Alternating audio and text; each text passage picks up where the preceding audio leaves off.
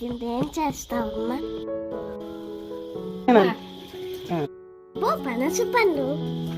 దీంతో ఏం చేస్తావమ్మా? దీంతో మనం చిట్టి పునుగులు చేద్దాం, సరేనా? సరే.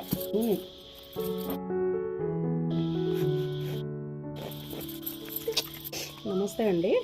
ఈరోజు అయితే మనం పనసతొనలతో అద్భుతమైనటువంటి ఒక వంటకాన్ని చేద్దాం. వీటి కోసం ముందుగా 6 గంటలు నానబెట్టుకున్నటువంటి 1 కప్పు రేషన్ బియ్యం, అదే కప్పుతో 2 కప్పులు పనసతొనలు, కప్పులు కొబ్బరి తురుము 6 కప్పు, అలాగే బెల్లం 1/2 కప్పు, యాలకులు, సరిపడా ఉప్పు వేసుకుని చిన్న మెత్తని పేస్ట్లా అయితే చేసుకోవాలి. చూడండి ఎలా పైకి తేలుతున్నాయో. ఈ విధంగా బంగారు వర్ణం వచ్చేటంత వరకు మనమైతే వేయించుకోవాలి.